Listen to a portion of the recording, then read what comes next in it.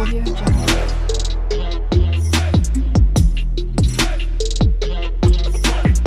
Audio Jungle. Friend, welcome back to my channel. তোমরা সবাই কেমন আছো? আশা করি ভালোই আছো। তো তোমরা দেখো, আমি আবার একটা রেসিপি নিয়ে হাজির হয়ে গেছি, হিঁচড়ের রেসিপি। আর এটা অনেকটা পুরনো রেসিপি, তো আমি বানাচ্ছি যেহেতু, তাই তোমাদের সাথে শেয়ার করছি। আমি বানাবো কচকচি মেটে, যেটাকে গিলা মেটে বলে, মেটে দিয়ে হিঁচড়ের রেসিপিটা বানাবো।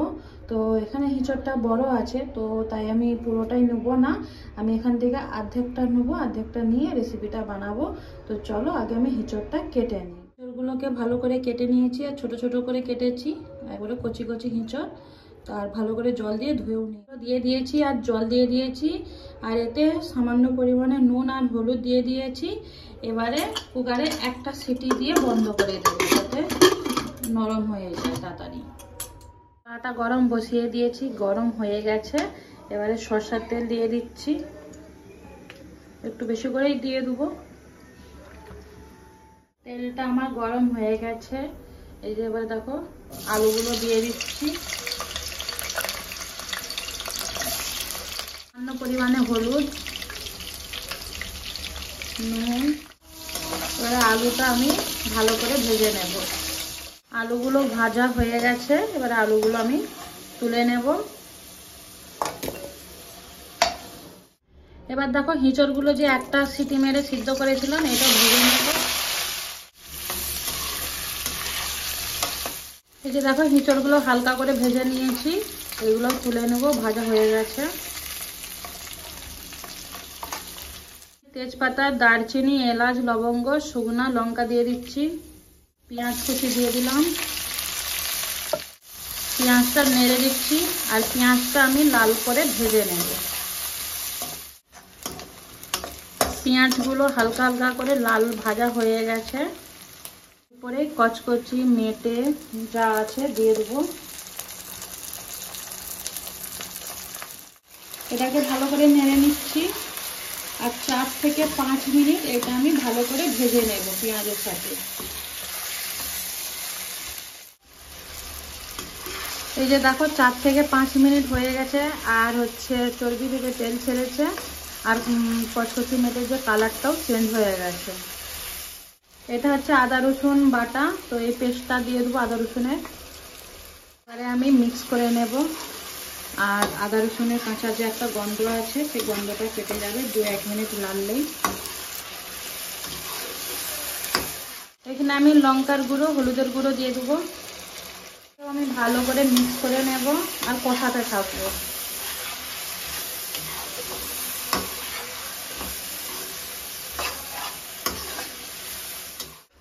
প্রায় 2 থেকে 3 মিনিট কষিয়ে নিয়েছি।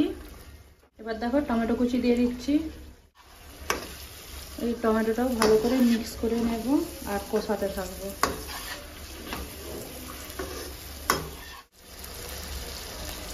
প্রায় অনেকখানা কষানো আমার হয়ে গেছে, আর এটা কমপ্লিট কষানোটা। এবারে আলু আর হিঁচড়টা দিয়ে দেবো। এটাও ভালো করে আমি মিক্স করব, আর 5 মিনিটের মতো এটাকে কষিয়ে নেব।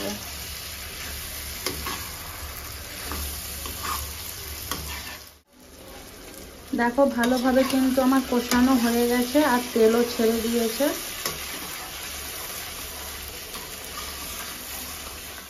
এবারে জল দিয়ে দিব, যেহেতু হিঁচড়টা এখন একটু শক্ত আছে, তাই একটু বেশি করে জলটা দিলাম। এবারে আমি নুন দিয়ে দেবো, আর এর আগেও একটুখানি নুন দিয়েছিলাম, সেটা ক্যামেরা বন্দি করা হয়ে ওঠেনি, কেননা ভুলে গিয়েছিলাম। তো এখানে নুন দিয়ে দিচ্ছি, ধনে পাতা দিয়ে দিলাম। এবার এটা ঢাকা চাপা দিয়ে দিলাম, একটু ফুটে গেলে গ্যাসটা কমিয়ে দেব, তারপরে এটা সিদ্ধ হয়ে গেলেই ঢাকনাটা খুলে দেখবো সিদ্ধ হয়ে গেছে কিনা।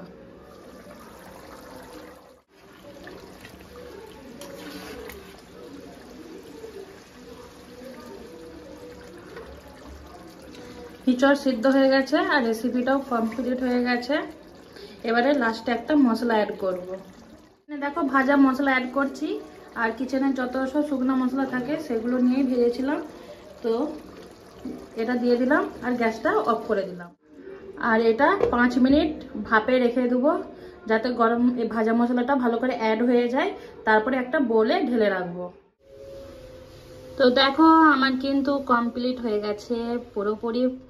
আর কি সুন্দর খুশবু এসছে। আর একটা বোলে ঢেলেও দিয়েছি। কালারটা দেখছো ফাটাফাটি এসছে।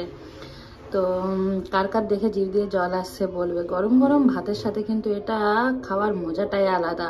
আর অন্য কিছু দরকারই হবে না সবজি। তো আমার এই রেসিপিটা তোমাদের সবাইকে যদি ভালো লেগে থাকে একটা লাইক কমেন্ট শেয়ার করে দিও। আর তোমরা এরকমভাবে কে কে বানাও আমাকে কিন্তু কমেন্ট করে জানিও। আর যারা আমার নতুন ভিডিওটা দেখছো এখনো চ্যানেলটা সাবস্ক্রাইব করোনি, চ্যানেলটা সাবস্ক্রাইব করে দাও।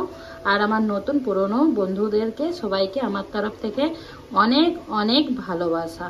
তোমাদের সাথে আবার দেখা হবে কোনো একটা রেসিপি বা কোনো একটা ভিডিওর সাথে।